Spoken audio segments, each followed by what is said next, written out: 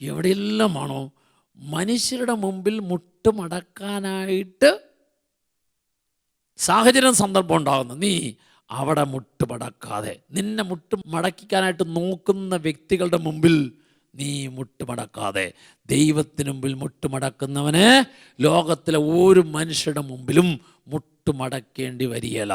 അർത്ഥം, ദൈവം അനുവദിക്കുന്നത് എന്തായാലും അതിനെ ദൈവത്തിൻ്റെ ഹിതത്തിന് മുമ്പിൽ നീ അടിയറ വയ്ക്കുക, സമർപ്പിക്കുക. Price the Lord. ഹല്ലേലൂയ. സ്നേഹമുള്ളവരെ, ദൈവപുത്രൻ്റെ മാതാവാകാൻ ദൈവം തിരഞ്ഞെടുത്ത പരിശുദ്ധ കന്യക മറിയം, ഈ മറിയം എന്ത് ചെയ്തു? മറിയം ദൈവഹിതത്തിന് മുമ്പിൽ പറഞ്ഞു. ലൂക്കായുടെ സുവിശേഷം 1-ാം അധ്യായം 38-ാം തിരുവചനം. ഇതാ കർത്താവിൻ്റെ ദാസി. മറിയം തൻ്റെ ഇഷ്ടത്തെ, ആഗ്രഹത്തെ ദൈവഹിതത്തിന് മുമ്പിൽ അടിയറ വെച്ചു. ദൈവഹിതത്തിന് മുമ്പിൽ അടിയറ വെച്ചപ്പോൾ മറിയം ദൈവപുത്രൻ്റെ മാതാവായി, ലോക രക്ഷകൻ്റെ അമ്മയായി, അങ്ങ് രക്ഷാകര കൃത്യത്തിൽ സഹരക്ഷകയായി. Praise the Lord. ഹല്ലേലൂയ.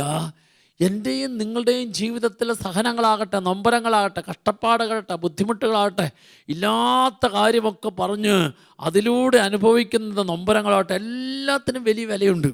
ഞാൻ ആ വിലയെ യേശു കണ്ട കണ്ണോടുകൂടി കാണുമ്പോൾ, മറിയം സ്വീകരിച്ച മനോഭാവത്തോടുകൂടി സ്വീകരിക്കുമ്പോൾ, ഞാനും നിങ്ങളുമൊക്കെ യേശുവിൻ്റെ ആ രക്ഷാകൃത്യത്തിൽ സഹരക്ഷകനായി, സഹരക്ഷകയായി മാറുന്ന അവസ്ഥയിലേക്ക് കർത്താവ് എന്നെ കൊണ്ടുവരികയാണ് എന്ന സത്യം തിരിച്ചറിയാനായിട്ട് സാധിക്കണം.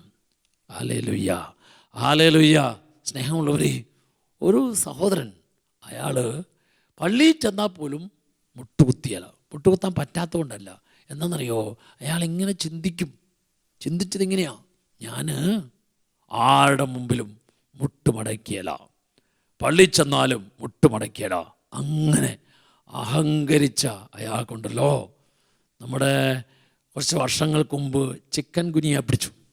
പിയാക്ക് ചിക്കൻ ഗുനിയ കാര്യമായിട്ട് പിടിച്ചു. ചിക്കൻ ഗുനിയ പിടിച്ച അയാൾക്കുണ്ടല്ലോ, പിന്നെ ഒരിക്കലും മുട്ടുകുത്താനോ തലകുനിക്കാനോ ഒന്നും പറ്റാത്ത അവസ്ഥയായി. നിവർന്ന് നിൽക്കാൻ പറ്റിയല്ല. എപ്പോഴും ഈ ഒരു അവസ്ഥയിൽ തല കുനിഞ്ഞേ നിൽക്കുള്ളൂ, മുട്ടുമടക്കിയേ നിൽക്കുള്ളൂ എന്ന് പറഞ്ഞാൽ അയാളുടെ ആരോഗ്യം മുഴുവൻ പോയി. നമ്മൾ മനസ്സിലാക്കണം, നമ്മൾ ആരോഗ്യമുണ്ട്, കഴിവുണ്ട്, സമ്പത്തുണ്ട്, അറിവുണ്ട് എന്നൊക്കെ വിചാരിക്കുന്നവൻ, നിനക്ക് എന്തോരം അറിവുണ്ടെങ്കിലും ഓർമ്മ പോയാൽ അറിവ് കൊണ്ട് എന്ത് പ്രയോജനം? നിനക്കെന്തോരം സമ്പത്തുണ്ടെങ്കിലും നീ വെറും കിടപ്പ് രോഗിയായാൽ നിനക്ക് എന്ത് ആ ഉള്ളതിനെക്കുറിച്ച് പറയാൻ പറ്റും? അതുകൊണ്ട് നമ്മളൊന്നും ജീവിതത്തിൽ ഒന്നിനെക്കുറിച്ചും എന്ത് ചെയ്യരുത്? അഹങ്കരിക്കരുത്. ദൈവത്തിന് മുമ്പിൽ മുട്ടുമടക്കുന്നവനെ ലോകത്തിലെ ഒരു മനുഷ്യരുടെ മുമ്പിൽ മുട്ടുമടക്കാൻ ദൈവം അനുവദിക്കുകയില്ല. ഇനി മൂന്നാമത്തെ കാര്യം, ആർക്കാണ് ഒന്നിനും കുറവുണ്ടാകാതിരിക്കുന്നത്? ആര് കർത്താവിൻ്റെ മുമ്പിൽ തലകുനിക്കുന്നോ, കർത്താവിൻ്റെ മുമ്പിൽ തലകുനിക്കുന്നവന് വേറെ ആരുടെ മുമ്പിലും തലകുനിക്കേണ്ടി വരികയില്ല, അവനൊന്നിനും കുറവുണ്ടാവുകയില്ല. കർത്താവിൻ്റെ മുമ്പിൽ തലകുനിക്കുന്നവന് ലോകത്തിലെ ഒരു മനുഷ്യരുടെ മുമ്പിലും തലകുനിക്കേണ്ടി വരികയില്ല. എന്താണ് തലകുനിക്കുക എന്ന് പറഞ്ഞാൽ? തലകുനിക്കുക എന്ന് പറഞ്ഞാൽ എളിമപ്പെടുക എന്നുള്ളതാണ്. നമ്മൾ കാണും പ്രഭാഷകന്റെ പുസ്തകം 3-ാം അധ്യായം 18-ാം തിരുവചനം, നീ എത്ര ഉന്നതനായിരിക്കുന്നോ അത്രയും നിന്നെ തന്നെ വിനീതനാക്കുക, അത്രയും നീ നിന്നെ തന്നെ വിനീതനാക്കുക. അപ്പോൾ നിനക്ക് ദൈവത്തിൻ്റെ കൃപയ്ക്ക് നീ പാത്രീഭൂതനാകും. ദൈവത്തിൻ്റെ കൃപയ്ക്ക്. അപ്പം നീ എത്ര ഉന്നതനാണോ അത്രയും നിന്നെ തന്നെ വിനീതനാക്കുക. വിനീതനാക്കിയാൽ നീ ദൈവത്തിൻ്റെ സംപ്രീതിക്ക്, ദൈവത്തിൻ്റെ ഇഷ്ടത്തിന്, ദൈവത്തിൻ്റെ കൃപയ്ക്ക് നീ കാരണഭൂതനായിത്തീരും. ദൈവത്തിൻ്റെ കൃപ നിനക്ക് കൂടുതലായിട്ട് ലഭിക്കാനായിട്ട് ഇടയായിത്തീരും. അതുകൊണ്ട് കർത്താവിൻ്റെ മുമ്പിൽ ശിരസ് കുനിക്കുന്നവൻ, കർത്താവിൻ്റെ മുമ്പിൽ എളിമപ്പെടുന്നവൻ, ഈ എളിമപ്പെടുന്നവനെ ദൈവം അത്യധികം ഉയർത്താൻ ഇടയായിത്തീരും. Praise the Lord. ഹല്ലേലൂയ. വീണ്ടും ലൂക്കായുടെ സുവിശേഷം 14-ാം അധ്യായത്തിൻ്റെ 11-ാം തിരുവചനം 11-ാം തിരുവചനത്തിൽ പറയും, തന്നെ ചെറുതാക്കുന്നവൻ, തന്നെ തന്നെ ചെറുതാക്കുന്നവൻ ദൈവത്താൽ ഉയർത്തപ്പെടും. തന്നെ തന്നെ വലിയവനെന്ന് ചിന്തിക്കുന്നവൻ അവൻ ദൈവത്താൽ താഴ്ത്തപ്പെടും. Price the Lord. ഇപ്പം നമ്മളൊക്കെ നമ്മുടെ ജീവിതത്തിൻ്റെ ഏത് അറിവിലാകട്ടെ, കഴിവിലാകട്ടെ, സമ്പത്തിലാകട്ടെ, പണത്തിലാകട്ടെ, അവിടെയൊക്കെ നമ്മൾ ചെറുതാകാനായിട്ട്, എളിമപ്പെടാനായിട്ട് തയ്യാറാകണം. ഇങ്ങനെ ഒരു ചൊല്ലുണ്ട്, താണനിലത്തെ നീരോടൂ, അവിടെ ദൈവം തുണയുള്ളൂ എന്ന് പറഞ്ഞാൽ എളിമപ്പെടുന്നവനാണ് എപ്പോഴും ദൈവത്തിൻ്റെ അനുഗ്രഹത്തിനും കൃപയ്ക്കും പാത്രീഭൂതനായിത്തീരുന്നത്, അനുഗ്രഹം സ്വീകരിക്കാനായിട്ട് സാധിക്കുന്നത്. അപ്പോൾ കർത്താവിൻ്റെ വചനമാണ്, കർത്താവാണ് എൻ്റെ ഇടയൻ, ഒന്നിനും കുറവുണ്ടാവുകയില്ല. ഞാൻ കർത്താവിൻ്റെ നേർക്ക് കൈനീട്ടിയാൽ, കർത്താവിൻ്റെ മുമ്പിൽ മുട്ടുകുത്തിയാൽ, കർത്താവിൻ്റെ മുമ്പിൽ ശിരസ്സുകുലിച്ചാൽ എനിക്കൊന്നിനും കുറവുണ്ടാകാതെ കർത്താവ് പരിപാലിക്കും.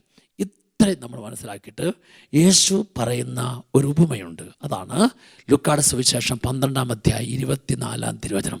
യേശു പറഞ്ഞു, കാക്കകളെ നോക്കുവിൻ. എന്താ കാക്കകളെ നോക്കുവിൻ എന്ന് പറഞ്ഞ അർത്ഥം? കാക്കകളെ നോക്കുവിൻ എന്ന് പറഞ്ഞാൽ കാക്കകളെ ശ്രദ്ധിക്കുവിൻ. നീ കാക്കയെ ശ്രദ്ധിച്ചിട്ടുണ്ടോ? അപ്പോൾ എന്താണെന്നറിയോ, നമ്മൾ കാക്കകളെ ശ്രദ്ധിച്ചു കഴിഞ്ഞാൽ മനസ്സിലാക്കാൻ സാധിക്കുന്ന ഒരു 5 കാര്യമുണ്ട്. കാക്കകളെ ശ്രദ്ധിച്ചു കഴിഞ്ഞാൽ ഒന്നാമത്തെ കാര്യം, ഈ കാക്കകൾക്ക് ഉത്കണ്ഠയില്ല, ഉത്സാഹമുണ്ട്. Praise the Lord. അപ്പോൾ എന്ത് ഭക്ഷിക്കും, എന്ത് തിന്നും, കലവറയില്ല, കളപ്പുരയില്ല, ഒന്നും ശേഖരിച്ചു വെക്കുന്നില്ല എന്ന് പറഞ്ഞാൽ ഈ കാക്കകൾക്ക് ഒന്നിനെക്കുറിച്ചും ഉത്കണ്ഠയില്ല. നോക്ക്, പ്രകൃതിയിലെ ഒരു പക്ഷീനെ കാണിച്ചു തന്നിട്ട് കർത്താവ് പറയാ, കാക്കകളെ ശ്രദ്ധിക്കുവിൻ. അവ വിതയ്ക്കുന്നില്ല, കൊയ്യുന്നില്ല, കളപ്പുരയിൽ ശേഖരിക്കുന്നില്ല, എങ്കിലും സ്വർഗസ്ഥനായ പിതാവ് അവയെ തീറ്റിപ്പോറ്റുന്നു. കാക്കകൾ നോക്കി ഞാനും നിങ്ങളും പഠിക്കേണ്ട ഒന്നാമത്തെ സത്യം എന്താണെന്നറിയോ? അവയ്ക്ക് ഒരിക്കലും ഉത്കണ്ഠയില്ല. പിന്നെന്തുണ്ട്? നല്ല ഉത്സാഹമുണ്ട്. ഇനി രണ്ടാമത്തെ കാര്യം, കാക്കകൾക്ക് ഭിന്നിപ്പ് ഇല്ല, ഒന്നിപ്പേ ഉള്ളൂ. ഭിന്നിപ്പ് ഇല്ല, ഒന്നിപ്പേ ഉള്ളൂ എന്ന് പറഞ്ഞാൽ കാക്കകൾ ഒരിക്കലും ഇങ്ങനെ ഭിന്നിക്കില്ല. മറിച്ച് എന്ത് ചെയ്യുന്നറിയാവോ? എന്തെങ്കിലും ഒരു അവസ്ഥ ഒരു കാക്കയ്ക്കുണ്ടായാൽ, ഒരു കാക്കയ്ക്ക് എന്തെങ്കിലും ഒരു ബുദ്ധിമുട്ട്, ആരെങ്കിലും കല്ല് പെറുക്കി ഒരു കാക്കേനെ എറിഞ്ഞ് ആ കാക്ക താഴെ വീണ് കഴിഞ്ഞാൽ എല്ലാം കൂടെ ഓടി വരും, ഓട്ടനെ തന്നെ അറിയിക്കും. എന്ന് പറഞ്ഞാൽ അവരെല്ലാം കൂടെ ഒറ്റക്കെട്ടായി മാറും. അവരിൽ ഭിന്നിപ്പില്ല, ഒന്നിപ്പ് ഉള്ളൂ. ഇനി മൂന്നാമത്തെ കാര്യം എന്താണെന്നറിയാം? മൂന്നാമത്തെ കാര്യം, അവ കൂട്ടിവെക്കുകയില്ല, പങ്കുവയ്ക്കും.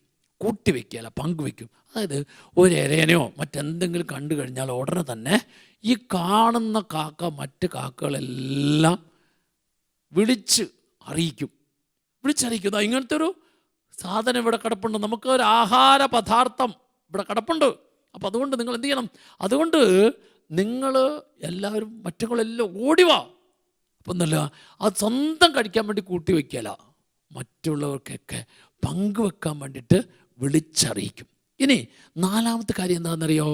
നാലാമത്തെ കാര്യം, അതിന് എപ്പോഴും ഒരു അനുഭവമുണ്ട്, പരിഭവമില്ല. പരിഭവമില്ല, അനുഭവമുണ്ട്. ഏത് കാര്യത്തിനകത്ത പരിഭവം ഇല്ലാത്തത്? നമുക്ക് 3 കാര്യങ്ങളറിയാം. ഒന്ന്, കാക്കയുടെ നിറം കറുപ്പാണ്. കറുപ്പ് നിറം മറ്റുള്ളവരുടെ മുമ്പിൽ ഒരു വിലയില്ലാത്തതാണ്, ആകർഷിക്കാത്തതാണ്. ഈ ആകർഷിക്കാത്ത നിറത്തെക്കുറിച്ച് കാക്കയ്ക്ക് പരിഭവമില്ല. 2, കാക്കയുടെ സ്വരം, അതിൻ്റെ കരച്ചിൽ, കുയിലിനെ പോലെ നല്ല നാദത്തിൽ, ഈണത്തിൽ അതിന് പാടാനോ കരയാനോ സാധിക്കില്ല. അതിൻ്റെ റഫാണ്. അപ്പോൾ ഉണ്ടല്ലോ, അതിൻ്റെ ശബ്ദത്തെക്കുറിച്ച് അതിന് പരിഭവമില്ല. മൂന്നാമത്തെ ഒരു കാര്യം എന്താ? കാക്ക സാധാരണ വേസ്റ്റായിട്ടുള്ളത്, അല്ലെങ്കിൽ അഴുക്ക് ചാലിലും അഴുക്കായിട്ടുള്ളത് കൊത്തി തിന്ന് വിശപ്പടക്കുന്നതാണ്. അപ്പോൾ അതിന് അഴുക്ക് തിന്നുന്നത് കാര്യത്തിൽ അതിനെക്കുറിച്ചും പരിഭവമില്ല. മറിച്ച് ഇതിലെല്ലാം നല്ല അനുഭവമുണ്ട്. അപ്പോൾ നിങ്ങൾ കാക്കകളെ നോക്കുവിൻ, കാക്കകളെ കണ്ട് പഠിക്കുവിൻ എന്ന് പറഞ്ഞാൽ അർത്ഥം എന്താ? നീ നിൻ്റെ നിറത്തിൽ, നിൻ്റെ സൗന്ദര്യത്തിൽ, നിൻ്റെ കഴിവിൽ, അല്ലെങ്കിൽ നിൻ്റെ പോരായ്മയിൽ, നിൻ്റെ ഇല്ലായ്മയിൽ, നിൻ്റെ വല്ലായ്മയിൽ, നിൻ്റെ ദാരിദ്ര്യത്തിൽ, നിൻ്റെ കഷ്ടപ്പാടിൽ നീ ഒരിക്കലും പരിഭവം പറയരുത്. മറിച്ച് ദൈവം അതെല്ലാം തന്നിരിക്കുന്നത് നല്ലൊരു ദൈവിക അനുഭവത്തിന് വേണ്ടിയിട്ടാണ്. ഞാനും നിങ്ങളൊക്കെ നമ്മുടെ ജീവിതത്തിൽ വ്യത്യസ്തമായിട്ടുള്ള കുറവുകളിലും പോരായ്മകളിലും ആ കുറവും പോരായ്മയും അനുവദിച്ച ദൈവത്തിൻ്റെ മുഖം കാണാനായിട്ട് എനിക്ക് പഠിച്ചു കഴിഞ്ഞാൽ, എനിക്ക് സാധിച്ചു കഴിഞ്ഞാൽ, ആ കുറവിലും പോരായ്മയും എല്ലാം ദൈവം എന്നെ അനുഗ്രഹിക്കും.